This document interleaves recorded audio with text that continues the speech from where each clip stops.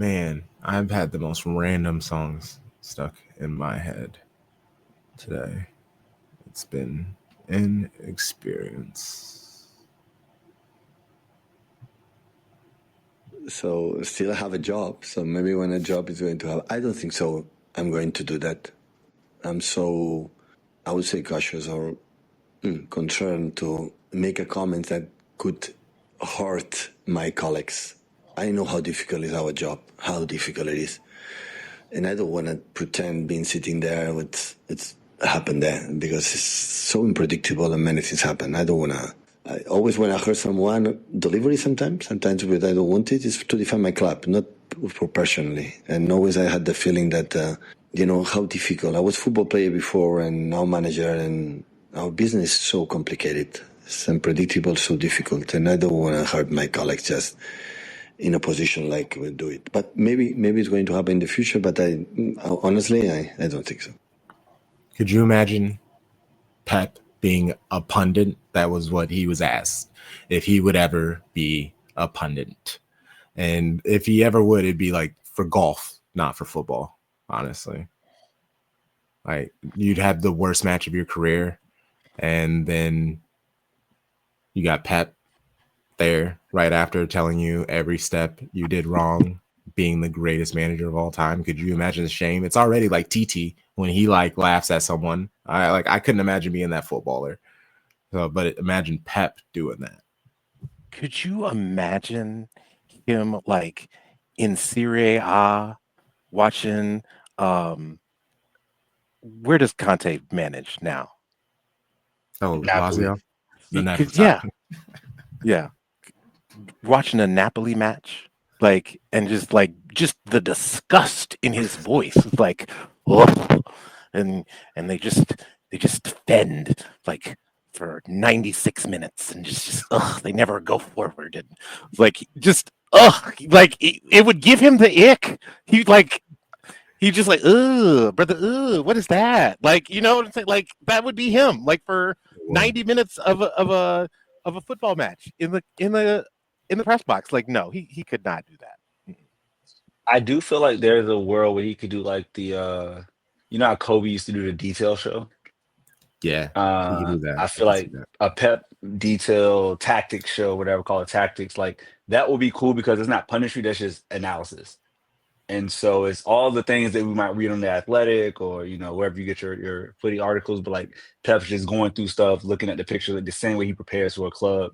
He's just going through a match, and I feel like that would be engaging. But that's not punditry, right? That's just like objective. I mean, punditry is objective, but it also like you have to make waves. Mm-hmm. But if you're just talking about both sides of the match and like giving me analysis things I didn't pick up on, like why did that run happen? Why is the defender cheat up when they should have dropped back? Like I want to hear all that nuance. So like I would. Like a master class almost. I would pay good money. I'll pay a subscription fee to hear Pep talk about footy for a season. It would be a fact. It would be amazing. Okay, this is actually would to that end. I would love him to do something like that for the women's Euros this summer. I think that would be like that. You would have me. You would have me there. That'd be fun. And that was before the Salford match, and I have another silly question that you could tell they were playing Salford because they were just like, what do we want to talk about, Pep? And in this situation, they were being messy and asking if KDB could play Rodri's holding midfielder position, and we already know the answer to this.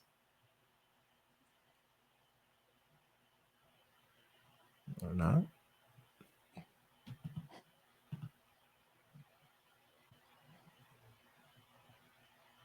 That's awkward. Let's see. Hold on. So now I want to look and listen and make sure this works on my own. KDB playing holding midfield. No, there's absolutely nothing. Okay, well, I'll just have to cut that out. He did. That's frustrating. Anyway, I'll keep it moving. Cut that out. This leads me to my cold open question. Naturally, we're going to play some audio.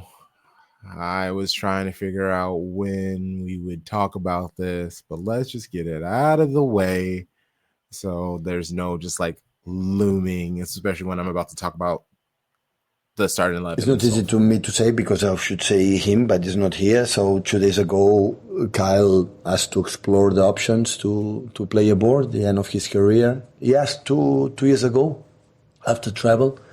Bayern Munich, I think, want him, but the offer was not good enough. And I asked him, the club asked him how important it is.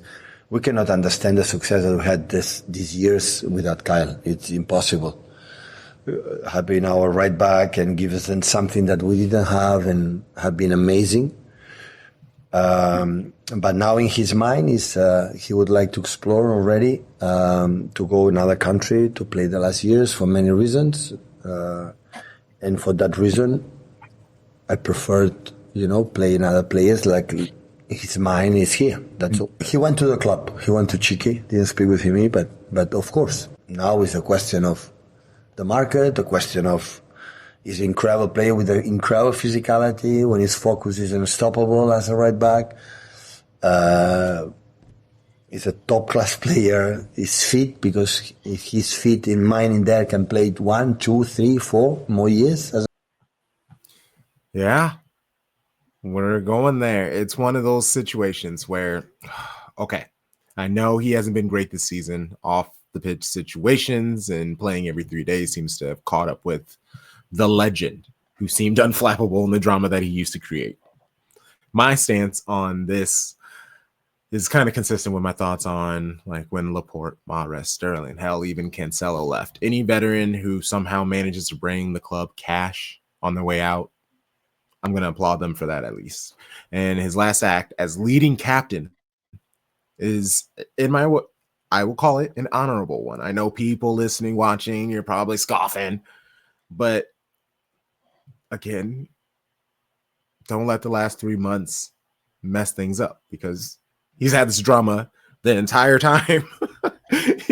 Like this mistress hasn't popped up. This is a second child. Like he's been, unfortunately, fantastic for plenty of time. So like this isn't really the problem. It's at least that's not the sole problem. So that's what I'm saying. Like don't let the off-field problems smear what 3 months have done because he's a legend.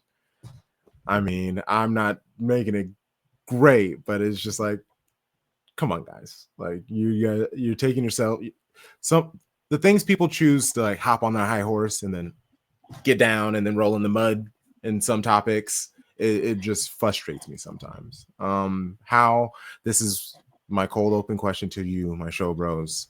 How will you choose to remember Kyle Walker if he does leave in January? Thom Bomb?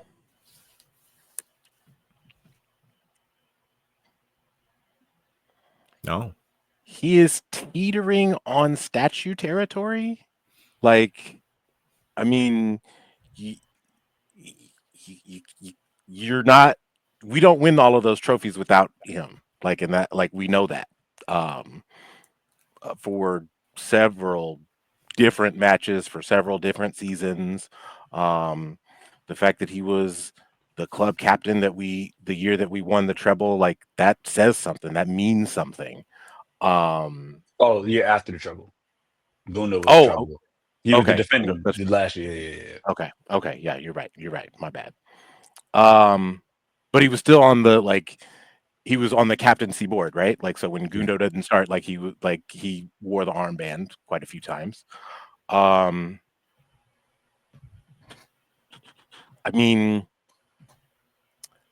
will remember him as a great player and someone that needed to leave the club because they needed to get their house in order. And as someone who has experienced a lot of life over the last 18 months, I understand needing to get your house in order. So it just is what it is. Yeah. I don't I hope that he is able to get his house in order in the way that he and all of his family feel somewhat comfortable. And I will leave that at that. Bro said all of his family. Hey, big fans. Big love. So I will start with this. This is not about how I feel. This is about things that have happened that were in the article but weren't in the clip. So if you read the article in the Athletic, I don't know if it was Ornstein or Lee, they mentioned how it was a paragraph. I put it on Blue Sky. Like Kyle Walker even like mentioned the racist abuse he got Mm-hmm. from Man City supporters. That is something that should not be overlooked, oversighted, undercut. Like it is a big deal because for all the things that happen with, you know, with players throughout clubs, I had never seen a supporter of a club put their own player in a Photoshop or AI, whatever, of a terrorist, of a Muslim terrorist. So it's like so many layers of like racism and bigotry and all these things. So regardless of indiscretion, personal choices, regardless of dropping form, because we could look at Kevin De Bruyne, Phil Foden, we look at the whole roster has been underperforming this year. That's something that nobody else had to go through. And it takes me back to the way the tabloids used to always come at Sterling. For any little thing he did, even though it was nothing major, it became this big thing, and he doesn't care. He doesn't care about the badge. He doesn't hustle. He doesn't love the club or whatever. Like he's just the second or third best goal scorer, down third best goal scorer in club history. Because Holland will surpass him at one point. But you know what I'm saying? Like, so it's a common trend of like black players, black legends, Yaya Toure. The only black legend that seems to have gotten their fair shake full from beginning to end was Vincent Company. And I don't know why, but he is the one out of those four that never had any issues, was beloved from start to finish. And again, all of them deserve that, but he's the only one that got it. So to Kyle Walker, like him and Sterling are my two favorite citizens. I always go like support us, and like they were the best of what they did. And I had all the confidence in the world when Kyle Walker was out there that left winger wasn't going to do much. Like those duels would be his. He was not losing foot races at his peak. Same way Kevin De Bruyne whips and crosses, he stops 1v1s. Like it's that same level of excellence. And I feel like when you think about great right backs in Premier League, the list starts with him. When you think about England's greatest right back, he is the list. Like there is nobody who was better at their position than he was, like at his peak. And I'll remember all the trophies I got. I just ordered the away kit this year, the retro joint for Kyle Walker, because I was like, let me do this before he leaves and it's off. And I hate seeing black players go because it's rarely, again, with City, rarely is it ever a clean exit. Sane and Company, only two that had clean exits. Sane went back home. People understood that he went to Germany to get it.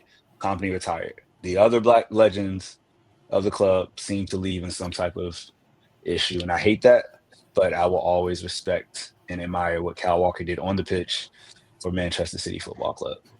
And I want to add something just because there are probably elder players, elder City fans who are listening. Yes, we know there are other black footballers, but there wasn't social media back then. We didn't know what everybody was saying about them. So, oh yeah, and I started being a fan and like with Raheem Sterling got signed. Well, so that doesn't the even just there wasn't social media around there. So yeah, like for sure. unless we were there, we don't know what they're saying about them anyway. So just wanted to, because I'm sure that there were some pubs where there was some that Sean Goder was taking some terrible slander. I'm sure that there were some pubs where Sean Wright Phillips was also taking some terrible slander.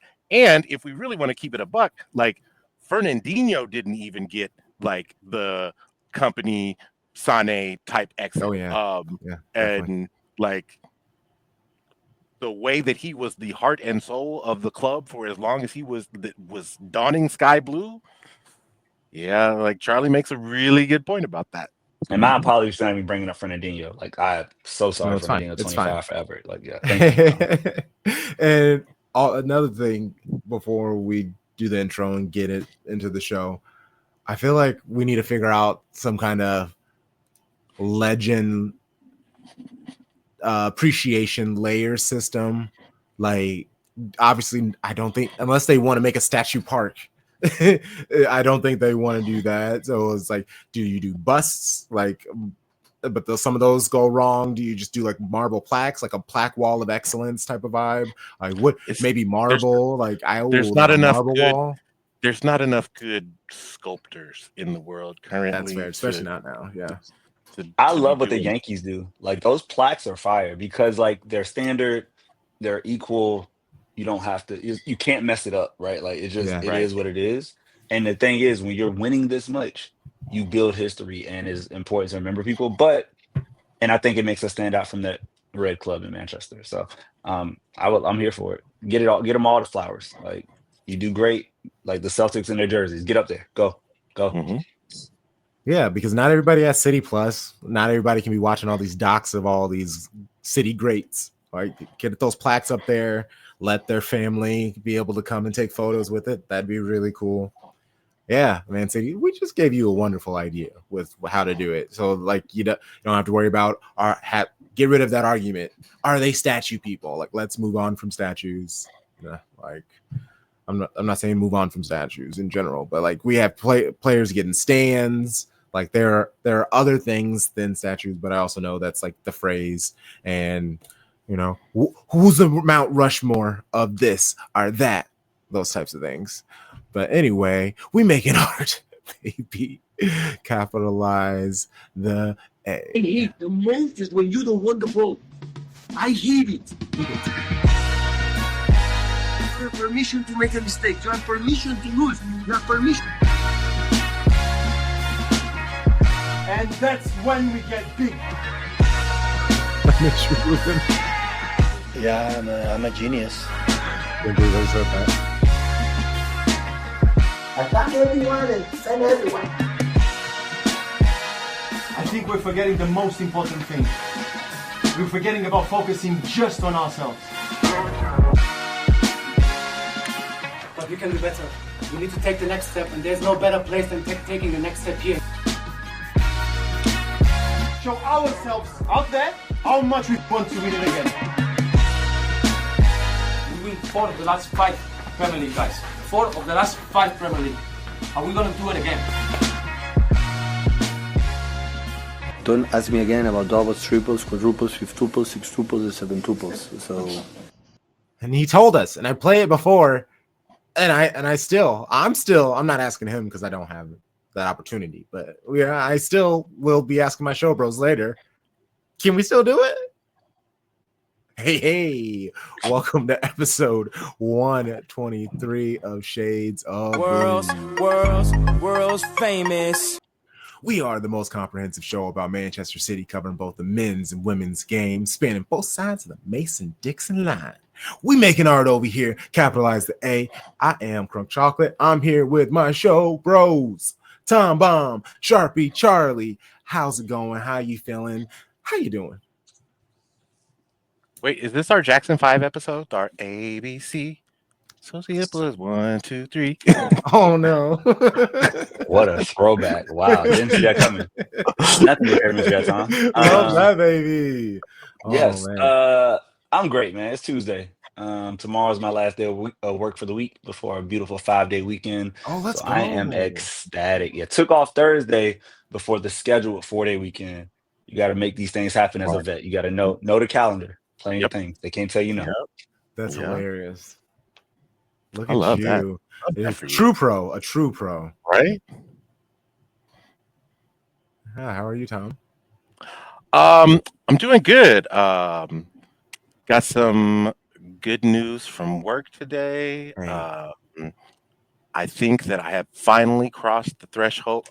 So I'm gonna be a little bit transparent with the audience. I've finally crossed the threshold where I have spent more days in 2025 out of the hospital than in the hospital. I was having some respiratory distress that was causing hemoptysis, and so you can go look up that word because I'm not going to describe to you what that is. But bronchitis is a bitch, and if nothing else, it will definitely motivate you to cessate the smoking, which I've been going strong for 9 days. Let's go. Proud of you, friend. Yeah, I've just been keeping myself busy. I really feel like I hate being that lame ass that does a dry January, but I'm making the most of it. And I feel like I've been stupid productive and I've been getting a lot of work done. Shout out to all the great people that I've been able to work with. It was just most recently on the Absolute Football podcast talking about Man City women. That episode will be out soonish. So shout out to them. And we have tons of shows. So make sure, speaking of shows, rate, review. If you're listening on a podcast, 5 stars. Say some nice words. It really helps the podcast grow. We need those things. And if you're watching on YouTube, hit that like, thumbs up, leave a comment, subscribe if this is the first time you're here. We appreciate you. And Patreon for let's go. For $6 a month, you can get 20 plus hours of content. We already have so many shows and episodes in our library. I actually have a bunch of really nice old episodes from YouTube that I forgot we've had in interviews with some people that I'm going to throw on the Patreon. That pretty cool. Like looking back on it, where the people are now is like, wow, look at them, look at us. But we have Chopping It Up. That is when we have real dope guests on and just talk about football. We just had Kudzi, who's fresh out of her football hibernation, hasn't written and really done much with football for a while. And it was a fantastic conversation about Liverpool men and women and how fell in love with football. So Lloyd Scragg of 9320 will be on shortly. And also Diaspora United, Stand Up. We got the other half, Courtney Stith. Looking forward to that. We have Breaking Bread, which is a match preview series where we bring most dope guests like Danny, Charlie Core, who correctly predicted a 2-2 draw in his episode. So shout out to him, unfortunately. But for like PSG, we're bringing on Oliver Debergas. He is a part of PSG's official supporter group in Paris. We have bringing on for Chelsea, Andy of Flag Stay Down podcast. And we're covering City Women. For the Manchester Derby, I got Holloway coming on. We're going to do after the WSL match and do like a preview. So talk about the game that just passed and then cover the upcoming match. And then for Aston Villa, part of the Pride podcast will be joining us. All the shows for you. Like I said, 20 plus hours. I still have some other things in the tuck that we're working on. It's a vibe over there. You're getting plenty bang for your buck for, what do they say? 1 latte a month? That's it. Like, you shouldn't be drinking Starbucks anyway. Fuck that place. So stop getting it for one day for our Patreon. We appreciate you. And last thing before what did Charlie say? What did Charlie say? Crunk got so many jobs, he's a Jamaican. Like Jamaican Crunk. Also, side note, I started watching One Love with my kids today. It's a really good movie, by the way. It's on Prime for free. The Bob Marley movie. Really good. Okay. I recommend y'all check that out. Dope. And let's stream this Thursday night. 3 most dope guests this week. Daniel, dope City fan, communicating with him forever, finally bringing him on the lit stream. Eugene Rupinski, it's been a while since we've kicked it with him. And then it's been a month since that bonkers Tigres Rayadas match for the Clausura final, and I have so many questions. I don't know how that happened. And he's the perfect person to talk about that with. I'm looking forward to it. And then Devin, aka Devin the Dude, he's coming through. Shout out to FTC United. All right, let's get into this. All right, we're gonna start off with City Men FA Cup versus Salford City. Shout out to the homie Maddie, and then during the review, Danny, they let me know it is Salford, but it's pronounced Salford, SOL. So, if you guys care, I mean, I don't know how often you're going to be saying Salford after this. Hey, we gotta pay respect. All names matter. Shouts to Salford, good place. And little did you know about Salford. Well, I'm living in Salford last 8 years. So I would play against my neighborhood. So my hometown, I would say, no hometown, where I'm living. So a lot of respect for the manager. We played years ago. It was in Oxford and was assistant coach from Sam Allardyce when they play in Leeds. And the last 6 games, 6 clean sheets, 6 victories. So huge respect for them, what they do, the intensity and... Sharpie. I like how he says, pay respect. It does this. Yo, so for those that are listening, I started doing the thing with your hands while somebody's talking, because it's exactly what I did before the watch along when I told Crunk, stop, I don't want the pleasantries, cut it out. We know what this is. We know what's going to happen. You're not Pep. And Pep did the thing I knew he would do. So thank you, Pep. I appreciate it. The nicest FA Cup thrasher ever. And then we'll go around and say, like, of course we gave them our best game. We wanted to respect our opponent. Let me disrespect you. Pep the gaslighter? Pep Yes. the gaslighter. Put on a shirt. No. Guy is horrible. He's everything that's wrong with toxic masculinity. He mansplains. He mansplains these lower clubs like they're actually good. I hate it. I hate being lied to, bro. Oh no. Starting 11 for the match, Manchester City saw Pep surprise many, and by many I'm speaking specifically about me, by really rotating. I figured he would do some, but I still thought like Holland was going to start and all these other things. But Ederson, he made his triumphant return, which brought a smile to my face. Ake, Simpson, Pusey, O'Reilly, Grealish, Gundo, McAtee, Nunes, Doku, Savinho, and Divine Mubama getting his first start for Manchester City. Divine, I feel like I mentioned him on the pod before. He was basically the heist of the century from West Ham. He was about to be their future phenom, and he decided to leave them basically when he could sign that first pro adult real contract. But also I think West Ham wanted to sign him to force him on, and he was just like, no, bro, I'm gonna go over here where I can kind of take my time and ball out, and they win way more over there too. So that's nice.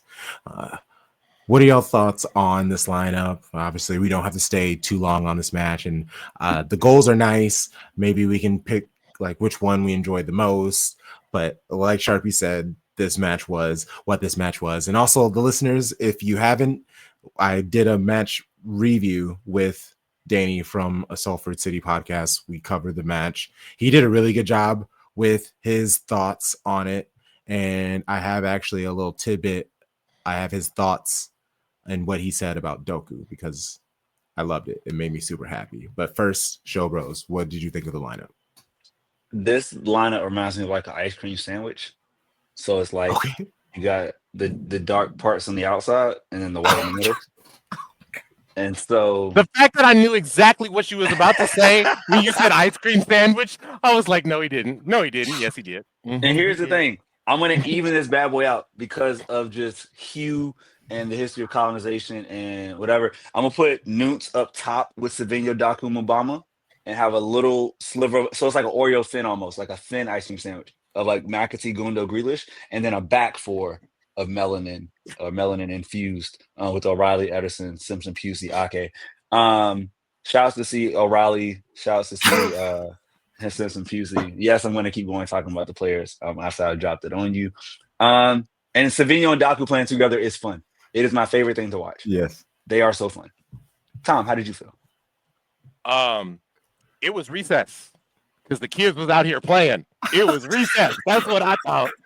I was like, yes, The Chillins is out here. The Chillins. Okay, you two are okay. Y'all are killing it. Y'all are killing it today. I see the vibes. Yo, vibes. Grealish is like the old man. You remember the cartoon? Like the old lady that worked at the school from like recess? That was like Grealish. Ederson was like the custodian, or like the old teacher, or the principal, whatever. Like you got like a couple of old guys. Gundo was like there being like clearly a senior citizen. Gundo was the teacher. Gundo was the he was a teacher for sure. He was clearly like, oh, he was the substitute teacher. He was trying to tell people stop. Please stop moving so fast. Everybody's going too fast. He was. Slow down. Damn children. Pausa, calma, tranquilo. All the Spanish words he knows. Stop. Stop. And they're all like, we're English, bro. But yeah, it was fun, man. It was a blend. It's a beautiful blend. I'm gonna say this real quick. I'm gonna just go because you said like the game doesn't matter. Here's the thing. Every piece of coverage from this game that I've seen, nobody highlighted Jeremy Doku having 4 goal contributions. It all was about James McAtee having what is an amazing, I believe it was a 20-minute, no, not even 20 minute, a 19-minute hat trick. Incredible. But you don't get that lead without the things that Jeremy Doku did to get there. And like, I don't understand how somebody contributes to 4 goals and then the 3 goals against a tired side, against everything that happened. Like, those are the things that stand out. Yes, I know he is a product of the academy, and we love our young citizens coming up to the first team, and everybody's wanting him to play. But, bruh, Doku balled out. He had that back line on skates. 11 stole the show. So the fact that McAtee got a higher rating on FOTMOP irritates my soul. As my old AP would say from Southeast DC, it irks my soul. I don't understand it. As much as I understand it, I don't like it. And I will say that. So Jeremy Doku gets all my praise. Man of the match for me. Yes. Because he set the tone right from the beginning. And McAtee finished it off beautifully. Actually, I'm gonna shout out Kevin of Kansas Citizens, who we've had on the lit stream before, because he actually did make that point after the last goal contribution, after his last assist. He had 4 goal contributions in 75 minutes. Like, that's insane. Yeah. Like, and the fact that he got to like take the penalty that he caused, like, because like it. I mean, after Jack took his penalty, like it was like, okay, well, basically, if you create the penalty, like you get to make it take it exactly. Make it take it. I love it. Yeah. So like it. I mean, Jeremy Doku showed that. Like, I think the overwhelming consensus of the Kansas Citizens were like, if this was essentially a tryout to like for second team, or like who's that, second 11, or like that's gonna push to get like minutes in like the starting squad. And I would say that both Doku and McAtee acquitted themselves brilliantly and beautifully. Yeah, and I want to stay on Doku.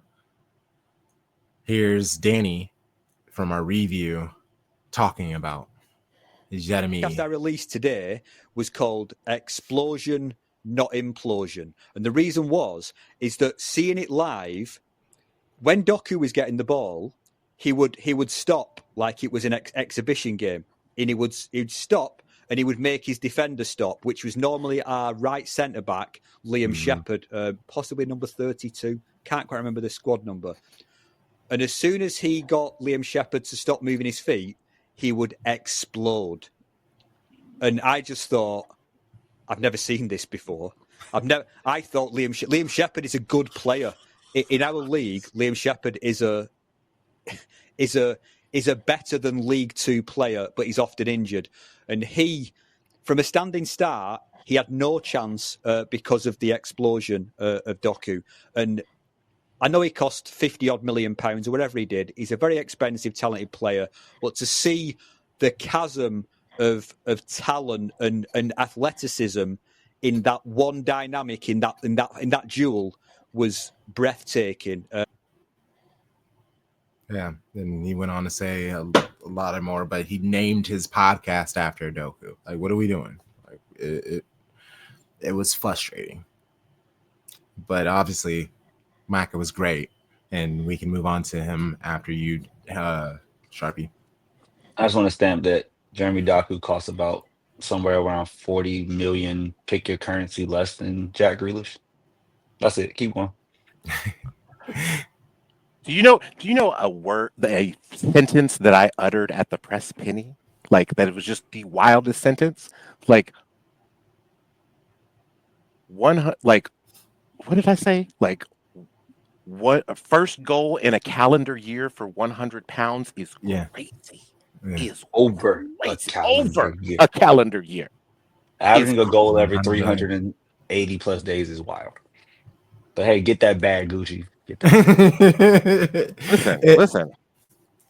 And even Pep, he after post match was asked about McAtee, and yeah, he was Pep in the situation.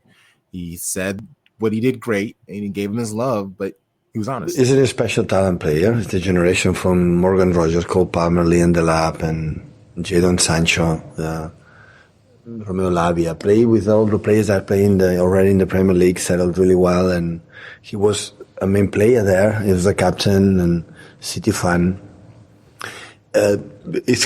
Listen, I'm not that happy I am that I scored a hat trick, so it's not easy, but can play better. So the first half was not his best, and I have to do it but he's an exceptional guy and having a special talent, and a guy when he played close to the positions in the goal, have a sense of goal. He loved to make a runners in the last moment. His work ethic is unbelievable. It's aggressive. Yeah.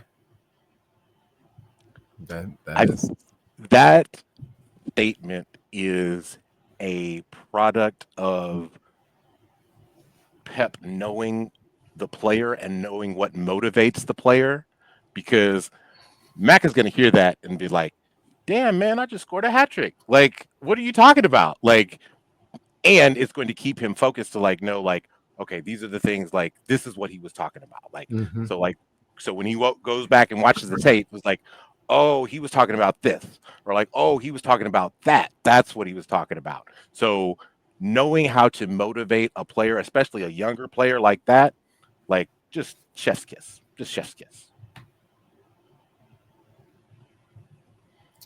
Okay. What?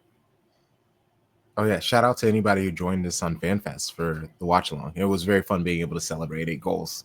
Like, that is most definitely the most we have ever experienced. It was great. It was straight dominance from City. That was kind of like the theme. 68% possession, 8 goals from an XG of 4.94, 10 shots on target, 9 big chances created. It took only 8 minutes for City to get on the scoreboard, and that was thanks to Doku. However, it was Nunes who created the turnover, took the ball up the pitch, found Grealish, who quickly moved the ball to Doku, found space, and Doku did his thing. I mean, we've talked tons on him, but that was my favorite. That was honestly my favorite goal of the match. Obviously, we should talk about Divine and other key moments. And I actually want to talk about Simpson Pusey, because we have 2 new defenders coming in, and obviously that means something. So I guess, did you either of you have a favorite goal of the match of the 8? I like Daku's penalty. I like the way that he created it, because to Danny's point, that like that standing start explosion, like we've been talking about, like, previous wingers that we've had, like in like Raheem Sterling, in Leroy Sané. I mean, to an extent, Mahrez. Like, he is probably by far like the most athletic of all of like the wingers that we've seen come in under Pep. Like, just that race to 10 yards, like standing still, he's going to beat you every time. Every single time he's going to beat you. Tom, you remember the guy who used to wear 10 for your football team in America? He reminds me of Tyreek Hill. Mm-hmm. He Like does. that explosion, the build, the he's a round mound of just fire. I will say this, my favorite goal, and it gets forgotten because I won't say the same. The Daku finish was fire, his first one and the pin. Both goals are fire, but Nico Riley's finish was so tidy, Yes. and he had Yes. some work to do from that angle. And I thought he actually cut it off from somebody, if I remember correctly. But like he got it in, sliced and that run up, right? Because he was starting as a defender, but we know we had the possession. So basically from midfield. And Yeah. that's his natural position, right? So you saw the work he put in. Nico O'Reilly's a baller. And I know you had a shout for wanting to talk about JSP, so I'll leave it there. But like I'll wait till you say that. But yeah, No, Nico, that goal was pretty. Well, versus that pin, that stump that Doku did before he shot, that made me feel away. And also, man, hold on, wait, Sharpie, who were you talking about? I'm thinking ahead of O'Reilly. what I was O'Reilly O'Reilly. first. O'Reilly, Yes, yeah. he deserves a moment, because from where he was at the beginning of the season, when you would see him, you can see the greatness because of his height and his size and all of that stuff. He seemed a little too free with the ball, and that's because he's always kind of caught in between all the things that he can do. He's adjusting to the speed of the game naturally, but he's going to get there. He's much better on the ball. He seems to be understanding that he actually is tall and stronger than maybe he even knows when he's getting into a lot of those duels. I'm super excited about him. Pep said post-match, he put him back there. He didn't believe it. Oh, he was asked if Nico O'Reilly could be a Rodri, a holding midfielder. And he was like, yeah, I think he could. He has the height. He has the size. He has a talent, but he doesn't think he can do it. He wants to be up front and scoring. So basically, he thinks that if he's going to be a holding midfielder, he's not going to be able to get in there and have all the fun and the glory that scorers will do. But I mean, you see Rodri scoring, and he was technically a wingback, but had his own goal and multiple times found himself in the box. We see Vardiol thrived at the beginning of the season. It's really up to you, the team, the situation, to be able to contribute offensively. And I think if he embraces the holding midfield, I still think he can ball out. I think with the kids on the pitch, you have almost like the next generation of our veterans, because I would say O'Reilly, again, he will not be Rodri, but he has the profile of Rodri, right? Size, height, stature, all that stuff. Position. Simpson Puzzi could grow into an Ake or a Kanji. He has the size, he has the profile, he has the ability, he has the hair. It works. McAtee is literally lined up beside his Jedi. Like he should become Gundo. Like he does, he has all the skills that Gundo does. He loves the runs, he knows sense of goal, he can move, he has the engine, the footwork. We saw how he came in the Premier League and helped that assist. Like, so, and then obviously Masavino and Mara's affection has been there from day one. Daku being a Sterling region, like it's crazy. Like Chiki knows what he's doing. They know exactly who they wanted. Now, who stays, who has the patience to stay? And you brought up the center backs coming in, Crump. I think it's actually the best thing. You have an 18-year-old, a 20-year-old, JSP is 19. We have a 30-year-old, a 29-year-old, a 29-year-old. So you're literally set up to have three go out, Ruben Diaz be the bridge, because he will be club captain. We know it's coming. He's the bridge, him and Rodri. And then you have the three younger ones coming before him as the olders fade out. Like we could lose Stones this summer, and again, we got people coming. So it's beautiful the way that, as they always talked about the Warriors, like you are doing two things at once, two timelines, because it really is happening. We're seeing it in front of our eyes, and the transition season is necessary so you can keep the dynasty going. Too true. And there's no reason to stay much longer on this, but like usual, just real quick. Okay, go for it. Yeah, for sure. Just gotta say that. Now, y'all know, since we started this show in 2022, oh gosh, the first player that I have been hype on was who? James McAtee. And I know in 2022 there were several people like, why the fuck is this dude talking about James McAtee? Why the fuck is this dude talking about James McAtee?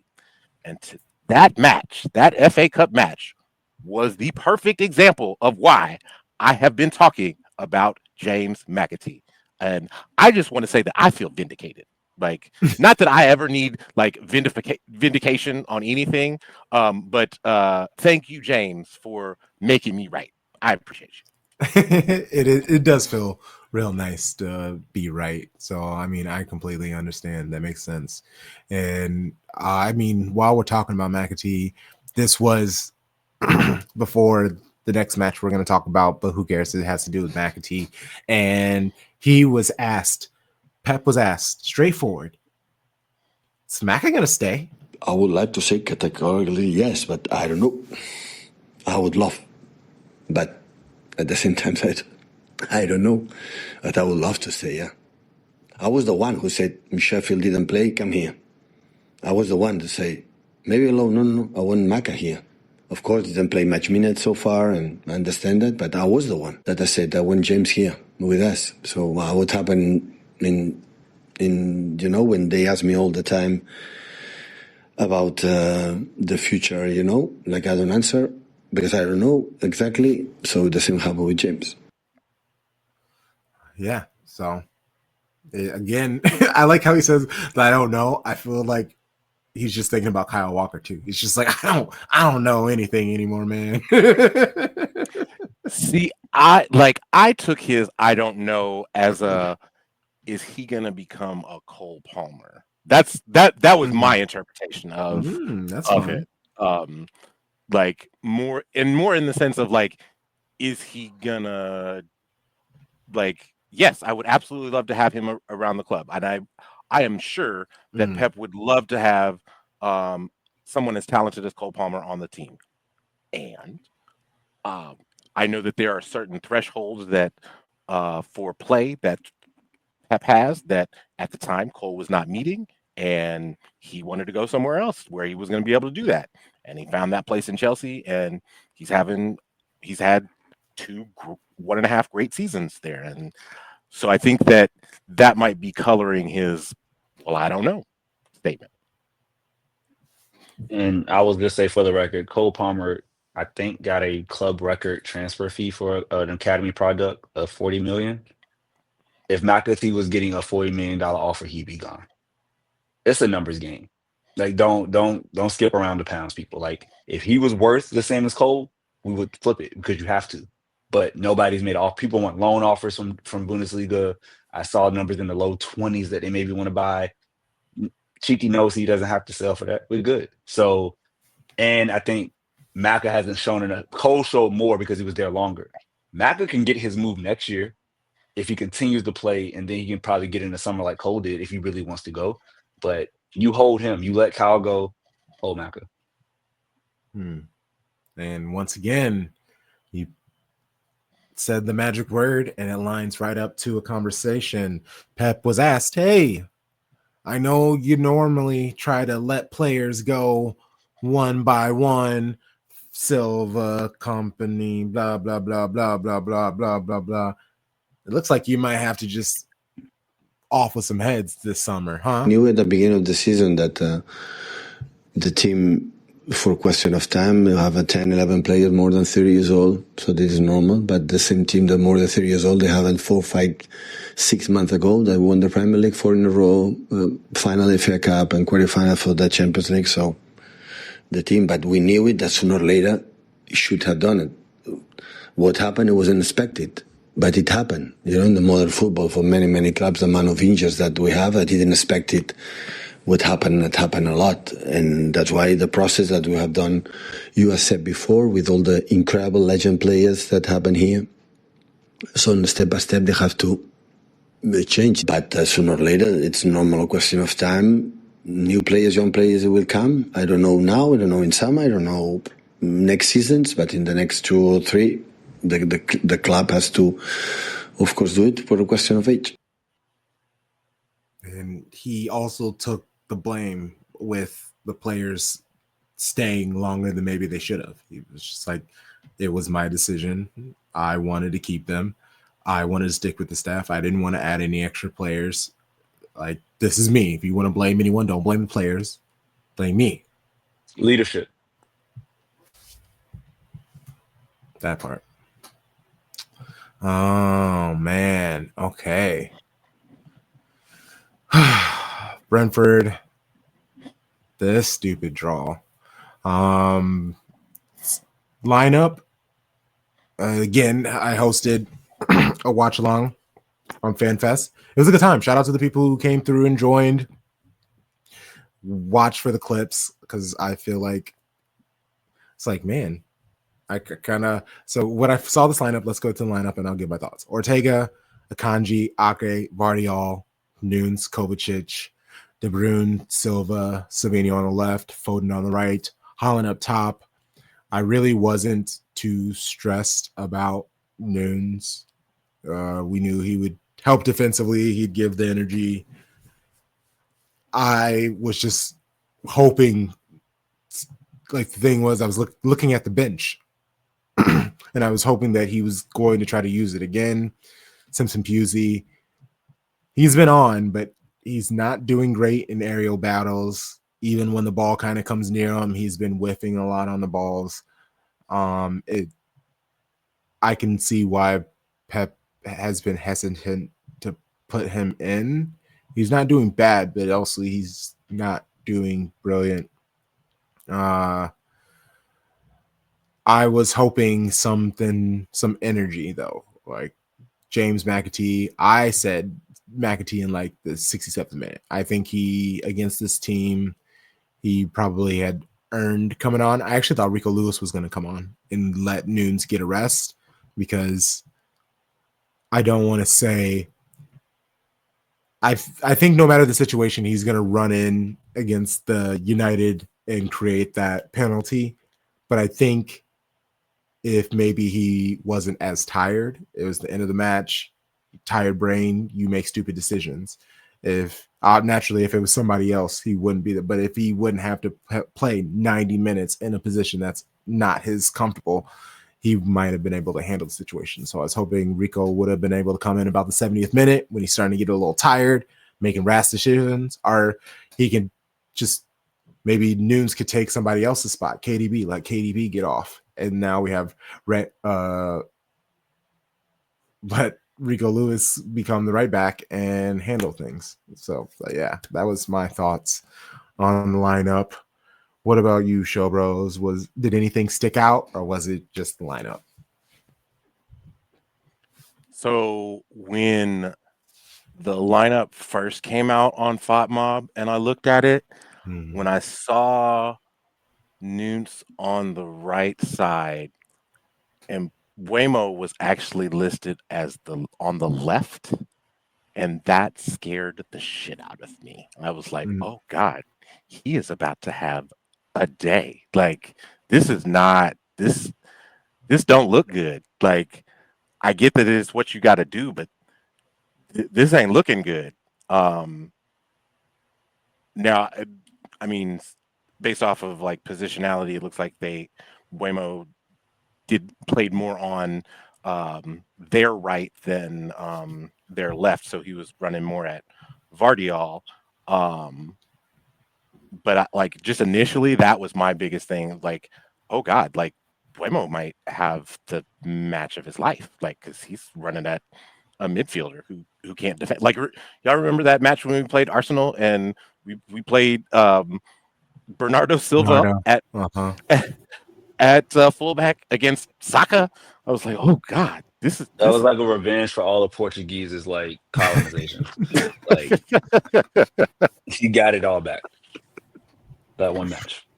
Yeah, Sharpie, what were your thoughts? I don't understand what Daku did to not earn a start. I don't understand why Steele and Kevin can't be inside and let Daku and Savinho be outside. I don't understand what Bernardo Silva produces at this moment. I know his engine, I know his heart. That makes him a beautiful second half 60-minute sub because he's going to be able to run like crazy for 30, in my opinion. That's so fair. I am of the opinion firmly that Doku adds so much more to the team right now than Bernardo. So you find a way to get Doku on the pitch. That's where I am. No, that's fair. No, because y'all remember that the scene from Office Space where the consultants go in and it's like, what is it that you say that you do here? And I'm confused. Like, Bernardo Silva. Like, I love that tiny man. Like, yes, and I'm not sure that we really know what it is that he does here, and like that's anymore at this point. anymore. And that's part of the problem. It bums me out. I can tell you exactly what he does. He runs because he has to. We have KDB who doesn't have the legs. We have KDB who, within the 2 seconds he has the ball, he's already trying to either get the perfect pass for an assist or he loses the ball. And then now Bernardo has to run. And then Kovacic, he can't do it either. So Bernardo has to run. Nunes gets the ball, but he wants to run, and then he loses the ball. So then Bernardo has to run. Foden, he doesn't have the fire in him. He's getting there. It's like a little spark now. It's an ember. But Bernardo has to then run. Haaland, he's not really going to track back. He's going to, like, if he's inspired, if he's pissed off, he will, but he's not really going to track back. So he has to run. That is everybody else. He runs so everybody else can fucking create and have fun. And he's being miserable, getting a 6.5 out of FOTMOB because, again, he doesn't do anything because he can't, because everybody else is doing all this stuff. Here's what I will say, and this is going to get into the match a little bit, right? But like in the moments he shows up in the pockets or in the 18, he does not produce. And so, yes, the running is critical. And if our defense is leaky, we need to score more. We're not going to win 2-0 this year. You're going to need to win 3-1, 3-2. You need that third goal. We needed it. There are opportunities that were missed by multiple players. We'll talk about them. But like, and again, even if Bernardo starts, he needs to come out. That's my opinion. I'm with you. You need to put Maka in for him. You need to take KDB out because he does not run. Put Doku in. Like, if Foden needs to come out, put Rico in. Like, this gets back to 2 seasons ago where Pep's subs are now becoming my issue. It's not so much the players. Yeah. It's becoming, are you utilizing a squad that has pieces now that are healthy? You complain they weren't, they are. But you're not using them, in my opinion, at their highest potential production. So that's where I am before, after doing the matches. Like, Pep's got, and he kind of said, like, we didn't do this when to run, when to not. But it's like, bro, like, you right there, bro. You control this. So what you doing? Do more. Do better. Yeah. Phil said it's unacceptable. Like, there are no excuses. Like, whatever, man. No, I'm with you. And the team played decent. Well, at the beginning, Brentford very much looked comfortable in the match. And slowly but surely, it felt like it wasn't City got in control, but they seemed to understand how Brentford worked, except for they definitely weren't going at them like I would hope. There were multiple times Haaland was sprinting up and no one gave him the ball or tried to give him the ball. There were multiple times Doku was sprinting up ahead and no one was giving him the ball. There was one specific moment where KDB streaking, he was running. He was doing a good job attacking. I mean, like, I did get at him. He's still pretty chill with the ball. Like, he's willing to give it away, and that does kind of frustrate me sometimes. But there was one moment at the beginning of the match that I remember KDB's sprinting with the ball, looking like prime KDB, which made me super excited. He had to tell Foden to run because Foden was basically like, put the ball at my foot, and he was like, no, run so I can make the pass for you. He half-heartedly ran, and he tried to make the pass for him, and he didn't really fight for it or anything. It was very frustrating. I know the sequence that you're talking about, and I think that we, like, Charlie, I think you and I both have bitched all season, like, why are the two of them not playing together? Why are the two of them not playing together? And I think that like, we even talked about that last season when KDB came back from injury. That's why. Like, they, like, too often they want to occupy the same spaces or pull the same move, and too often they're not playing off of each other, but they're playing the game that they want to play, and that's not the game that complements the other one, if that makes any sense. Totally makes sense. And I will just, I hate this phrase but I will circle back to my previous point, where they should be playing as dual eights. In this match, they weren't. Phil's outside, right? He's the one supposed to be making the run. Who makes that run actually? The Belgian counterpart, Daku. Who knows how to play off Kevin the best? Daku does. Like, he is the best on the squad right now, like Sterling used to, right? He can go. He understands him. He plays with him internationally. He's done it on the club. Like, I believe if you have true wingers, again, Phil Foden is not a winger. Positions matter. We try to have everybody be ambidextrous and do all this stuff or whatever. Bernardo Silva, what's that little knife called? The little knife that has all the different. Oh, the Swiss Army knife. Swiss Army knife. We love that metaphor. It's great, and it's not fun when wingers are not wingers. It looks so bad. I.e., Jack Grealish. Midfielders belong in the middle of the field. That's why they call it midfielders. Let the wingers go. Let the forwards go. Phil Foden's not a forward. So he keeps putting these people in positions where they're not going to do that stuff, where they're not naturally going to say, oh, I want to go towards goal. Oh, I want to break down my man. Phil Foden is like that basketball player that he doesn't have a bag. If you're a winger, you need a bag. You need moves. You got to get by people to free up space. Like, he doesn't have it the same way Grealish doesn't have it because they don't do that. It's not who they are. They get in pockets. They turn. They make those little dips. Like, that's who they are. They're not Oscar Bob. They're not Jeremy Doku. They're not Savinho. And so the positional problems for me, like that sequence, it literally encapsulates everything I feel. Because why would Foden make a run? He don't make runs. Foden gets the ball, takes two dribbles, and shoots. Like, run for who? For why? Like, that's not my job. Look at me for. So right. Yeah. And it's while we're talking about Phil, this is post-match, but the match is what the match is. Pep was asked, Phil Foden post-match was like, yeah, the team was leggy. And so Pep was asked about that. And this was his response. Yeah, that's why I replaced him. God damn. Oh, shit. Damn. Okay. Well, he's fast. What did he say? That's why I replaced him. Oh, but okay. It came out real quick. But yeah, okay, got it. Mm-hmm. I mean, it's real. And he's not wrong. I'll play it one more time. I replaced him. And he even like chuckled like and didn't put in Jeremy Doku. I know that, and that's actually that's the biggest. I mean, you've talked about it. Was the substitution choices, the lack of substitution. I hate to do this, but it's again, we already are soft in the midfield. You take Foden off. Well, and also I forgot to mention the way that because you're talking about that Phil Foden's a midfielder. That's why he used Nunes to go out wide to provide the width to help Foden move inside, but he still really didn't do much with the ball, even though I know he got the 2 goals, but the second one, he just happened to be in front of the ball. It was more of a poacher type of goal.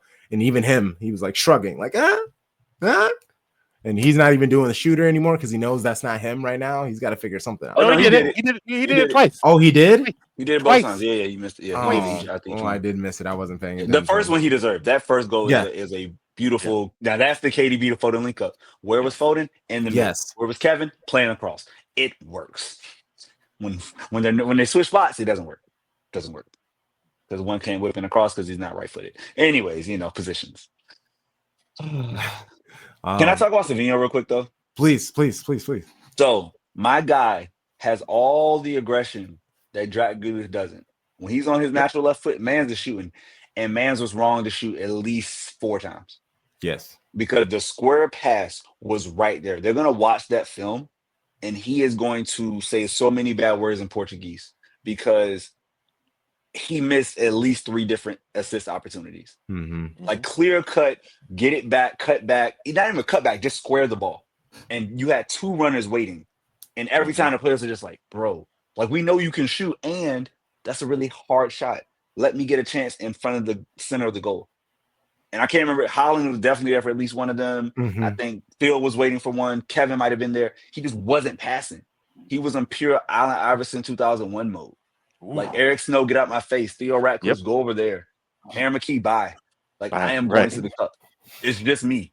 And yes, I want to bring back some more NBA for all my millennials. But like shouts to Gen X too. But it's just it was so hard to watch because I know why he's shooting because he just scored a goal last match. He's ready. He's done, and he's feeling it. But bro, you got to pass. That is the City way. That is how Raheem Sterling got so many goals and assists. That is how Mahrez did both too. You lay off when you need to lay off. You shoot when it's right, and that timing will come with time, right? He said a quote like after the match about how he's got to learn English better to communicate better. This man has never spoken English before this year, so there are some communication things that aren't there, right? So all the things that are a part of the thing, I think when it fully clicks, is going to be beautiful. But we see kind of like the ugly. This is how the sausage gets made situation. Yeah. Brilliant point. Okay. Just like let's take it here because I gotta ask. Oh, when Wissa scored that goal, how sure were you that we were only leaving West London with a point? Like after the Wissa goal?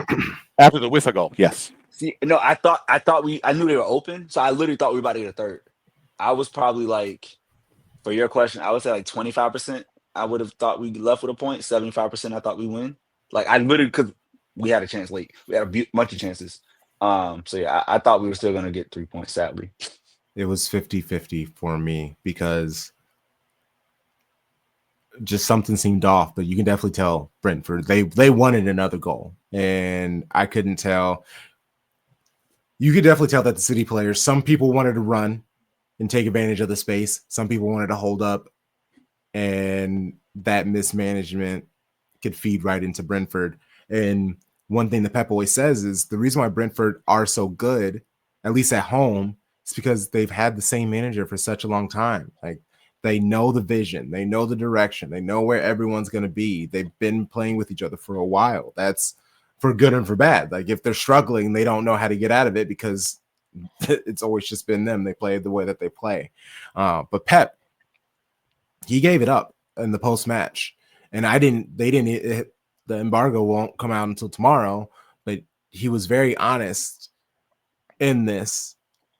And I feel like he kind of like, if you listen to Pep enough and you read into the, anyway. But the last minute, I think we didn't manage well the 2-0 to 1, but after 1 we managed well. So, but sometimes that happens. So imagine them. McAtee must shoot this action. Imagine don't shoot and make an extra pass. Maybe they finish the game there, right? But they have to shoot, and the game will be good managed. But they have to shoot to score the third, And Savio having an action to pass to Erling is 1-against-1. So what I missed today, especially, was in that we didn't take the right decision in the final third. When the actions were we could run, because long balls we win, we could run, and in that moment we didn't take the right decisions. And Mateus in the first half, and Erling in 1 or 2, and Savinho 1 or 2, 3. That is situations that it will be feel again, will be more composed, attack more the opponent, attack more the keeper in the last moment, make more. So maybe it would have been different. Maybe it would have been different. He's naming specific moments. He's like, I see what you guys are doing, and he's like, hey, but also it's easier to say all these things. But he was saying very specific moments, but being like, but crazy things happen. But these people doing these things. Yeah, why he said that, it made me think of how I thought about Thomas Frank, and I thought about how, like, if you play basketball, if you ever coach or watch it, you realize certain players get left open for a reason because they're not great shooters. You got to live with it.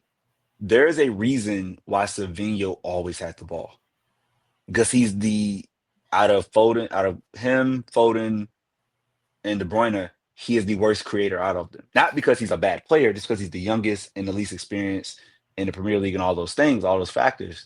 But like, he kept getting the ball in space, and I don't think that was by accident. I think Thomas Frank said, hey, we got to take away something. We're going to take away 17. We got to take away one other thing. Let's take away 47 on the ball. And we got to live with whatever 26 is going to do. And it worked. Because they weren't like playing great defense. They weren't sitting in 2 banks of 5 and all that. It was open as hell. We just didn't make the right pass. He didn't lead Holland. One match he did it a few matches ago. It was beautiful. This match he couldn't find that through ball. You know, he didn't square the ball. Again, I'm not ragging on him because I think he's a brilliant young player, but he's young and he's raw.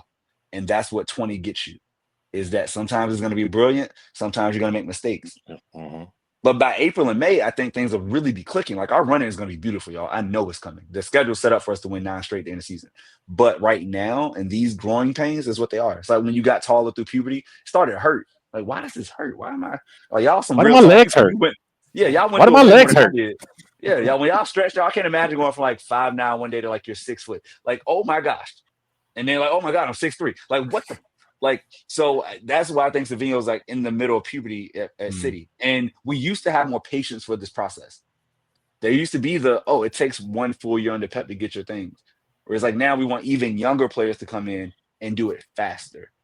So we're a more impatient fan base because we're more spoiled, which therefore doesn't allow for players to grow naturally. And now you have the issue. So it's like everything Savinho does is wonderful for what he is right now, 21 matches into a Premier League season, into his Premier League career. It just sucks that like we couldn't get a little bit more today to help get that 3rd goal. But I love the aggression because he's not scared, and that's beautiful. So Charlie, you said that you were not going to rag on a player, but I am.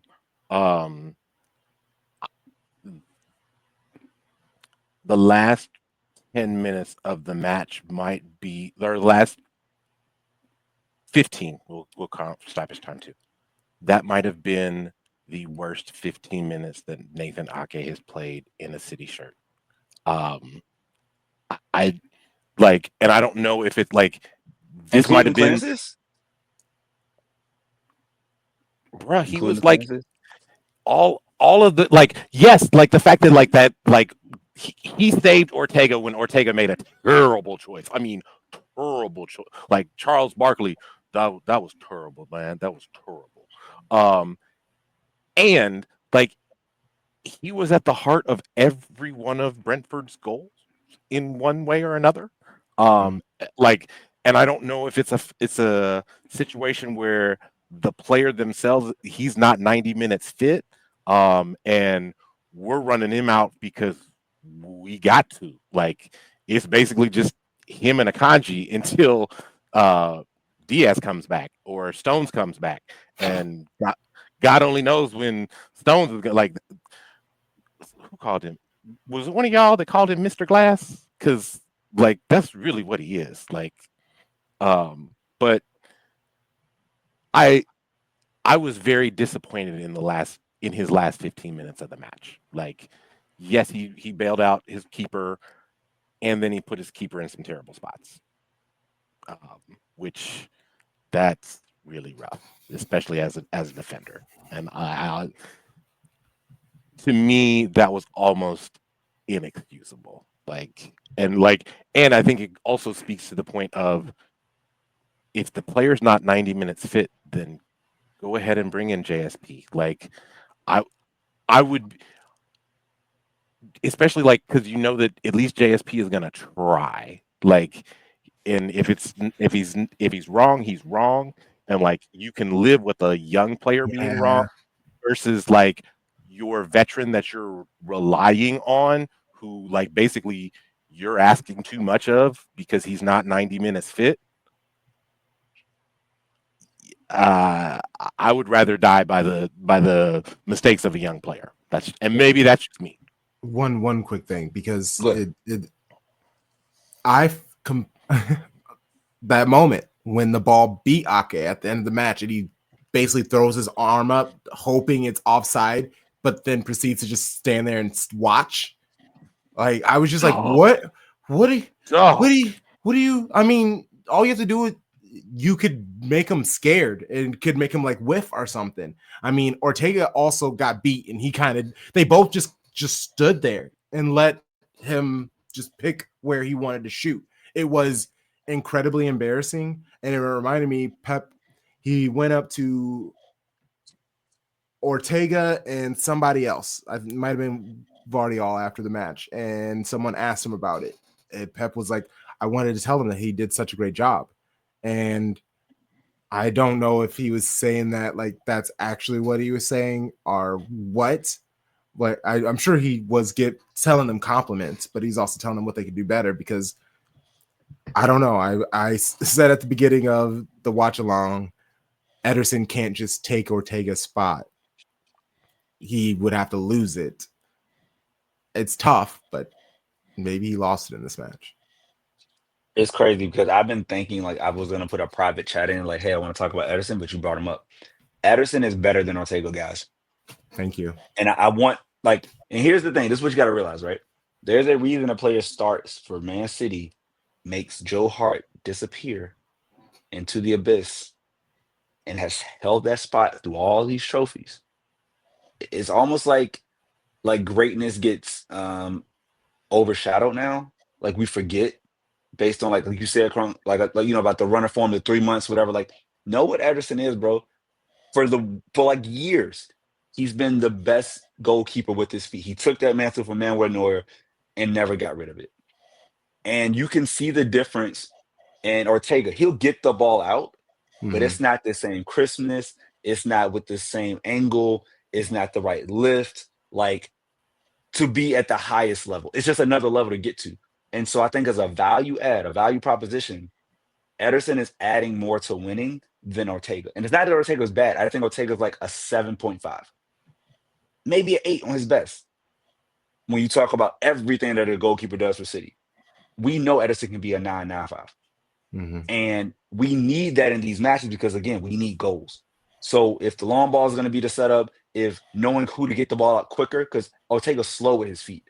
Yep. Ederson is slow on purpose because he knows what he wants to do. Ortega's slow because his decision-making slow, and he's just not a natural. He didn't grow up as a midfielder like Ederson. So, like, there are things that are lacking from Ortega's game. It's not his fault. He's just a more classic goalkeeper. We don't excel with the classic goalkeeper. We excel because we have Ederson there who makes us have 11 attackers and not 10.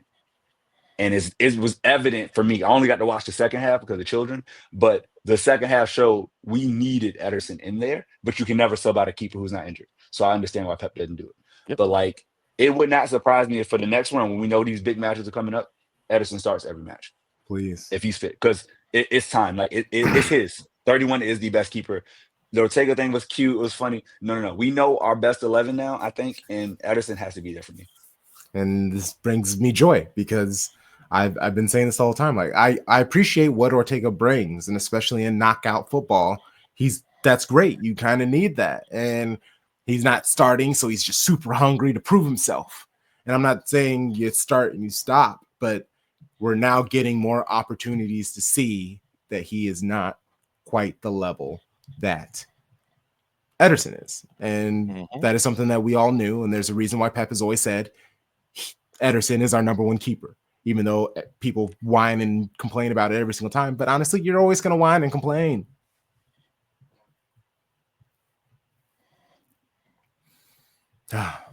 Some people just refuse to be happy with the greatness that is literally in front of their faces.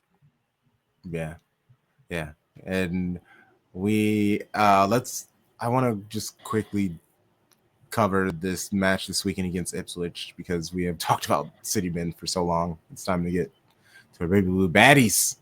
We got, the Ipswich game, but I feel like there are some interesting other things about the club that I want to kind of talk about and cover more greater, like looking ahead at the season, especially because it was the first match of 2025. So yeah, I have some. I want to pick your brain, Thom Bomb. It's been a while since we've been able to just talk about City women. Let's do it. You know what? We don't even need the City girls. We're like, love you, Carisha. Love you, JT. We just gonna get into it. Hey, I'm all right. Okay. First and foremost, City was active in the winter transfer window and immediately went out and signed a center back. Rebecca Knock, German international, comes to us from Rosengard in Sweden. Was very important that we get a center back in as Alex Greenwood in the St. Polten match at the Joy Stadium did pop her MCL, not her ACL, but she did have to have surgery. Gareth did say before this particular match that she did have a setback in her recovery, so it could be a while before we see the captain back. And just on that real quick, I know from experience because I tore my ACL. When I tore my ACL, my doctor was like, "I'm really happy you didn't tear your MCL," like because if you described it right, it's behind the ACL, so it's kind of it's like a very pivotal muscle. So like there's a lot that has to deal with it, and it is very tricky. And I feel like someone like Greenwood, who is very intense, and I don't know if she's gonna sit her ass down probably like she should. Probably not. So, she's probably like focused on recovery. It's like recovery means rest. Right. Trust me. Trust me. Recovery means rest. Say that. I think this is going to be important for a couple of different reasons. Laya Alessandri is out of contract at the end of the season. We have not heard any rumblings about her re-signing with the club. I mean, all indications are she was brought up as a La Masia product. She's probably going back to Spain, going to play for Barca. Alana Kennedy has done great service to the club. She has not been in great form since Alessandri's original injury, which has really kind of like hampered the way that City can play. And Alessandri and Kennedy don't necessarily have a lot of chemistry together. It's like kind of like in the same way that like Phil and Kevin want to do the same thing. Alessandri and Kennedy want to both do the same thing, and you can't have that really. And that's kind of a problem. And Gracie Pryor is not even 21 years old. Like, if she couldn't buy a drink if she came over here right now. So center back is going to be a large area of need. I believe that there was a Sports Illustrated story, since we're talking about center backs, that to even sit at the table for San Diego to have a conversation with you about Naomi Girma, you got to be talking $1 million. Like, and that's just to like sit at the table. That's not even to like saying like, oh, I'm just going to throw out $1 million and then we're going to acquire the player. No, that's just to start the conversation. I do believe that she probably will be the largest transfer that the women's soccer worth it, City. Spend it. Do it. Do it. Just do it. You do it. You got it. You got it. For City's match against Ipswich Town, funnily enough, in the FA Cup.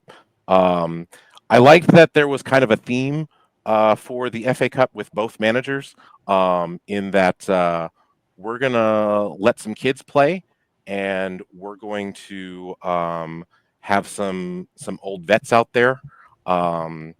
Line up Yamashita in goal, left to right defense, Layla Wahhabi, Gracie Pryor, Rebecca Knock, Kirsten Kasparai.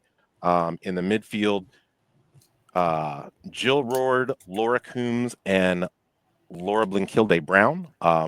Most notably, there is no Yui Hasagawa. Also, and then up top, you should have Lily Murphy, Mary Fowler, and Chloe Kelly. This match was really hard to watch in the first half. I don't really think that City got out of first gear at all.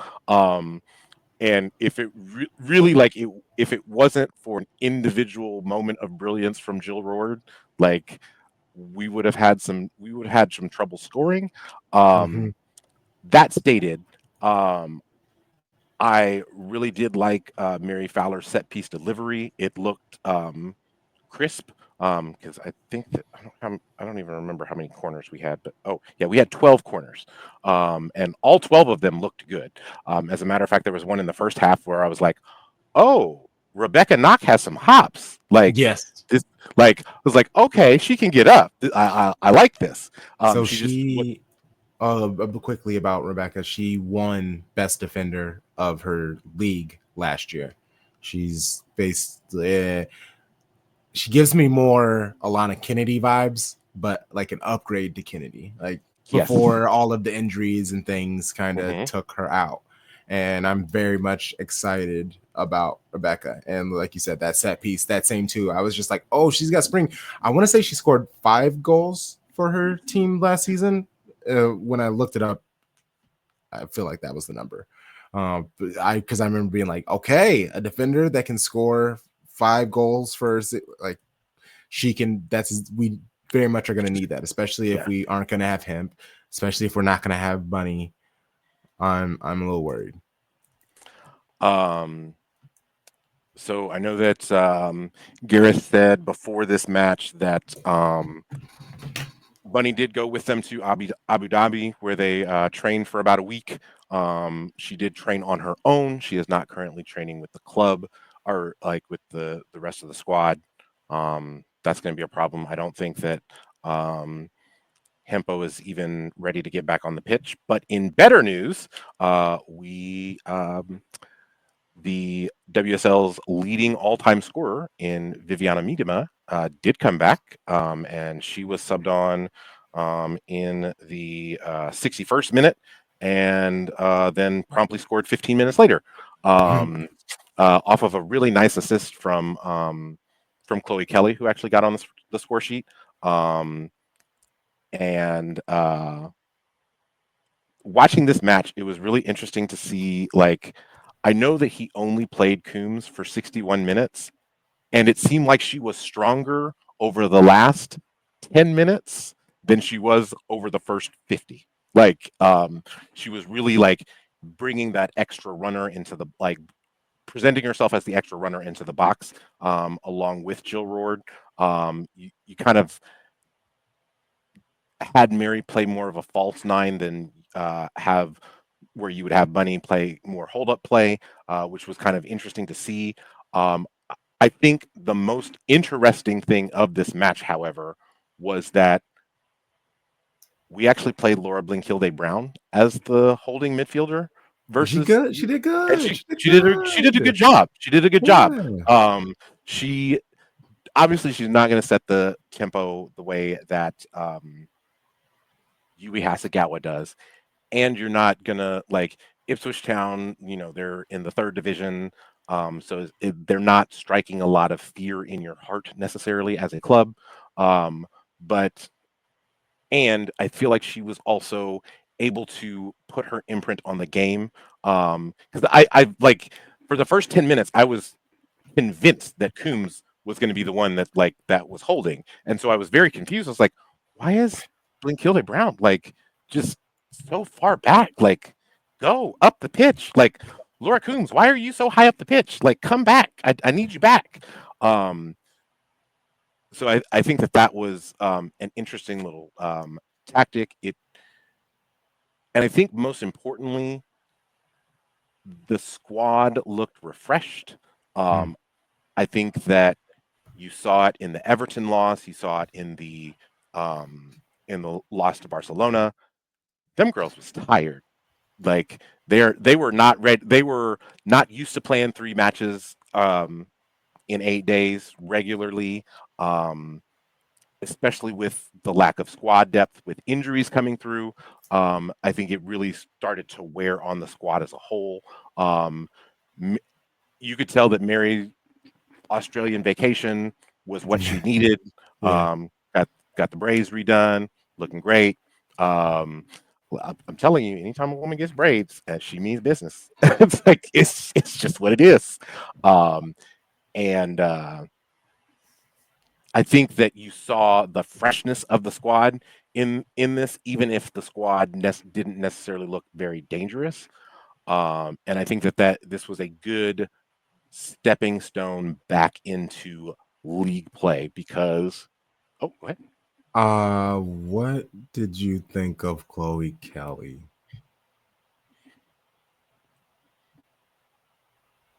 She was on the pitch for 90 minutes. Yep. That's about right. Which was the first time this season that she's been on the pitch for 90 minutes. Shout out to Mark of Nicholsodian. Which, by the way, if you're not listening, if you are a follower of the WSL, if you love Manchester City women, you should be listening to the 12. We are the internet's podcast about the Women's Super League. That's AKA the top division of football in the UK. You should be listening. And Mark pointed out, like, all season, this is the first time that she has been on the pitch for 90 minutes. And she was there for 90 minutes and had an assist. They definitely asked me about Chloe Kelly for sure on when I talked about, except for while I was thinking about this, I realized I totally mixed Wahhabi and Alexandri, and I feel so stupid. And there are going to be people who are like, he's an idiot. We're never going to listen to him again. Oh man, that's like my literal worst nightmare in a situation. But Wahhabi, it was good to have her back. She looked great. Yamashita, you can tell why she's the starter now. There's just a calm that she brings. See, I don't know if she's the starter. I really do think that. Does Keating just have a really bad injury? No, I think that this is a situation that same city, same passion. To Charlie's point about Ederson and Ortega, it's same thing. Like, Keating is so much better with her feet than Yamashita is. Oh, 1,000%. So much better that and she can go faster, and she's probably a better shot stopper, like in the pinch, but she just doesn't necessarily read when the shot is coming as well as Yamashita does, so she doesn't get positioned. So she has to be a better shot stopper, essentially. I do think that, to me, the fact that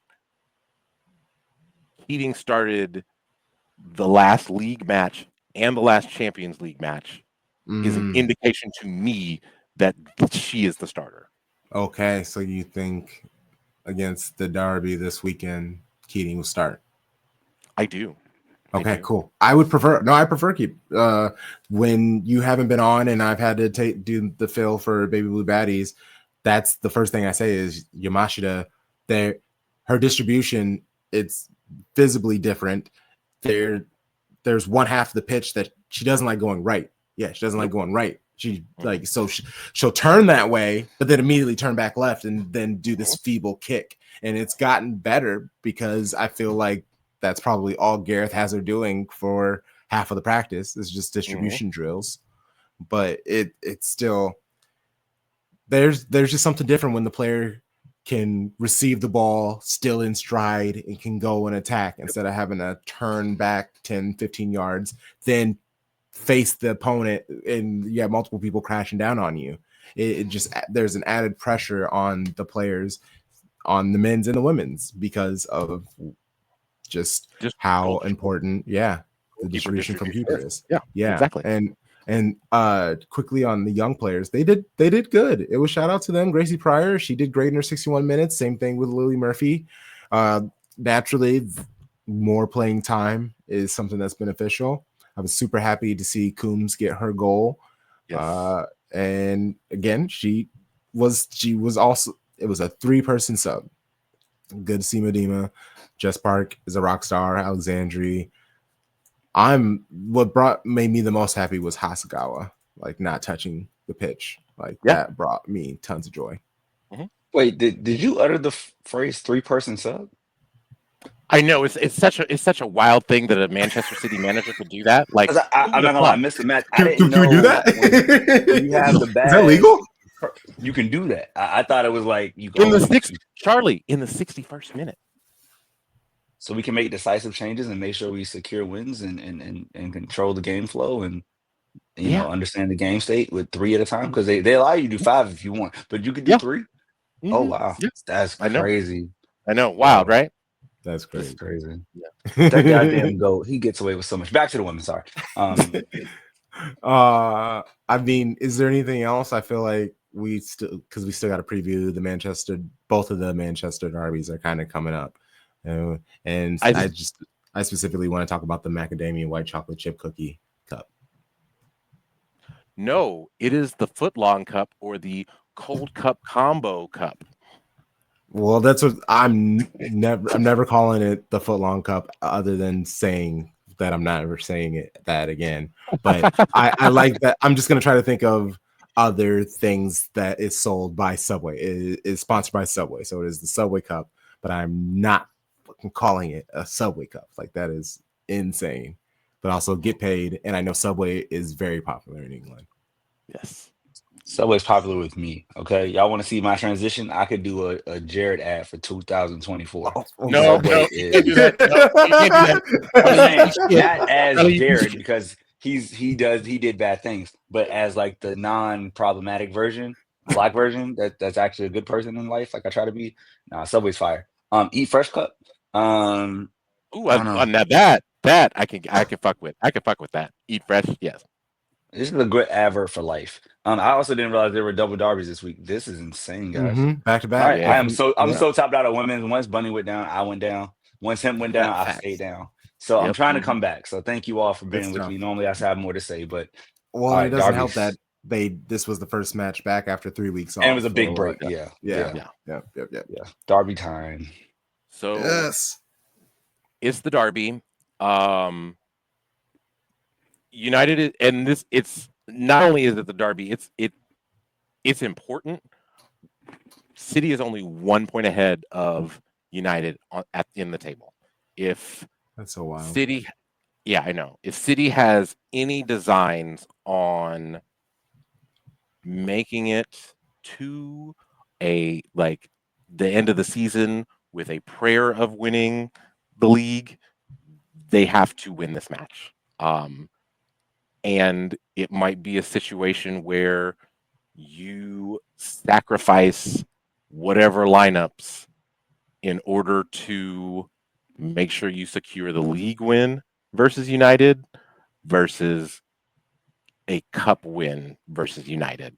I said United has lost in their last 7 matches, has only lost 1, and that was to Chelsea, and they lost 1-0.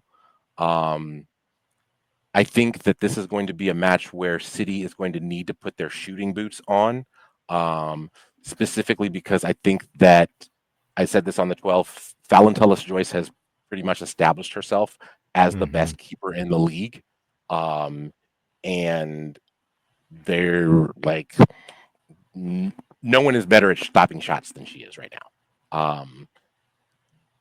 I think I said that that the key to this particular match is going to the league match is going to be between Jade Riviere and Gabby George versus Kirsten Kasparai and Layla Wahhabi. Like, what? Because both of those sets of fullbacks, they know what they want to do. They want to get up the field. They want to possess the ball, whip in crosses, and then use their pace to get back. So whichever one of those 2 sets of fullbacks plays better will win the match. Because I feel like in the midfield, with whatever midfield, if you run out Roard, Park, and Hasegawa, it's better than anything in the midfield that Skinner could run out. Anything.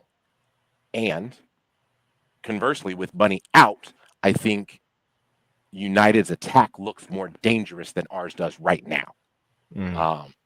Like with Mallard, with JC, with who's their other striker? Terlin. And yeah, and Celine Basset Ildesoy as well. They look better than we do right now, up top.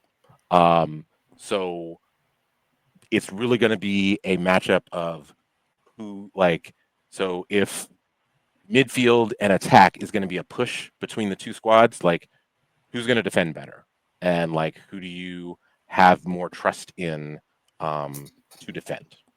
And I think that is going to be really what decides this particular match, because Letitia has played pretty well. Turner has played pretty well, but I don't think that they're necessarily better than Alessandri and Knock, or even Kennedy and Alessandri together. So this will be like, it will be decided by the fullbacks. I really do believe that. I am thinking that we are going to end up winning the Derby. It's at the Etihad. It's at home. I feel like that place is going to be rocking, even if it is quote unquote only 35,000 people in the stands. I think that's still going to be a good crowd for the Derby. I see it being a tight, nervous one, and I'm going to go 2-1. We win. I got a Jill Roord winner. Ooh, I would like that. Yeah, Jay-Z, she scares me. She's starting to play some real good football. I'm going to be the negative Ned on this show. Looking at our defenders, you think Alexandri's going to start? I know she was on the bench for the Ipswich match. Do you think she starts? I mean, yes. She played 30 minutes, yeah. So I'd like to believe. You think Viv starts? No.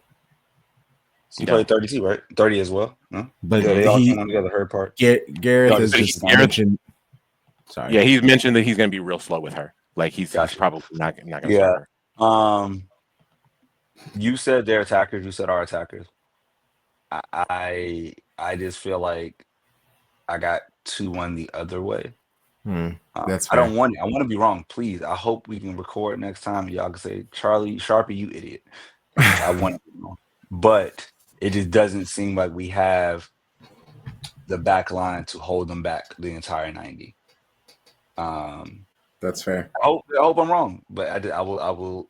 I've been humbled this season with picking City every match. I've picked so many losses, and I'm tired of being wrong.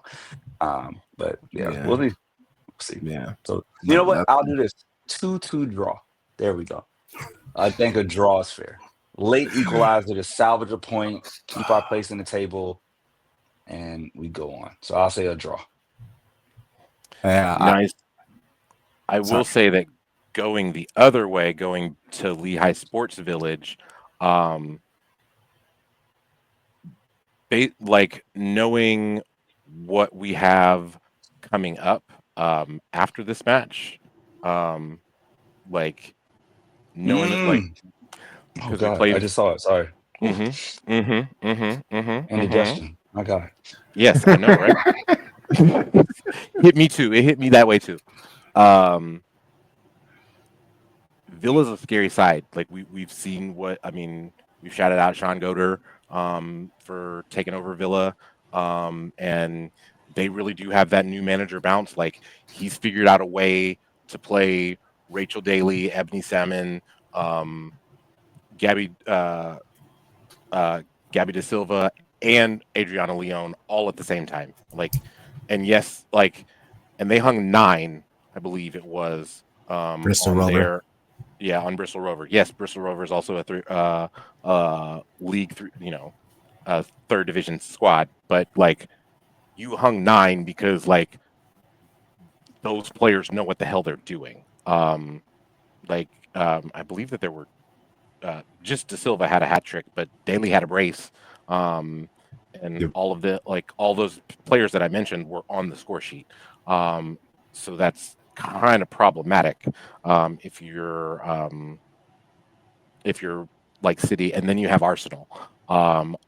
Like at this point, like I'm thinking that in the cup match, we're gonna see Gracie Pryor, we're gonna see Lily Murphy, we're probably gonna see Laura Blinkilde Brown at some point. I wouldn't if Gareth ran the same lineup for Ipswich Town that he ran out for the cup match against United, I wouldn't be mad.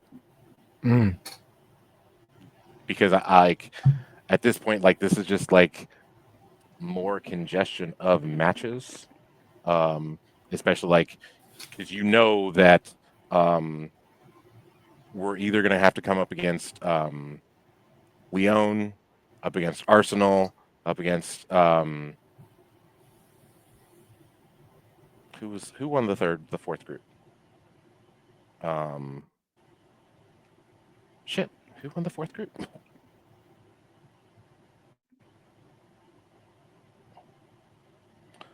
So sorry, I'm looking at Aston Villa's team instead right now.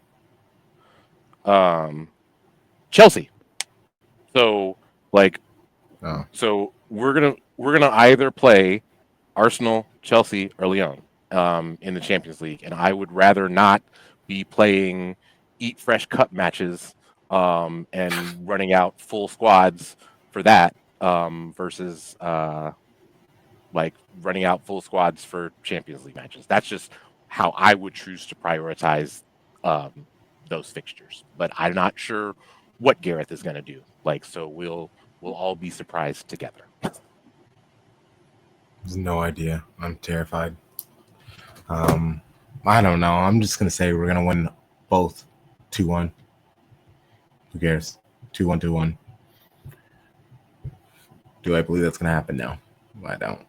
Come on, City. Come on, please. I miss you, Bunny. I miss you, Lauren. I miss you, Alex. I miss you all so much. Yes, very much. And I feel like we can't get out of here without laughing at Arsenal.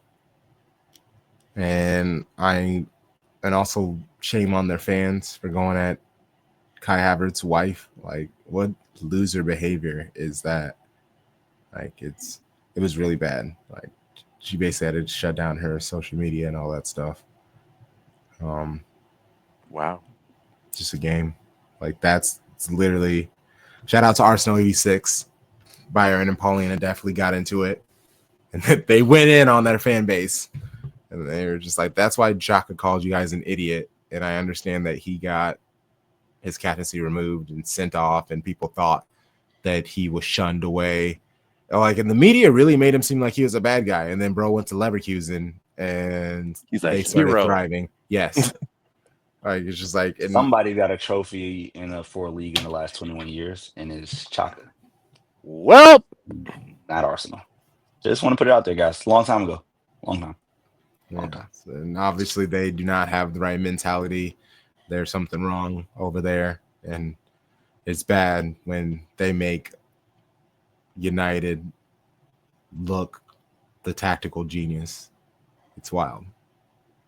I love that they're on pace to finish second for a 3rd year in a row. Like, to be the Sacramento Kings of the Premier League. No.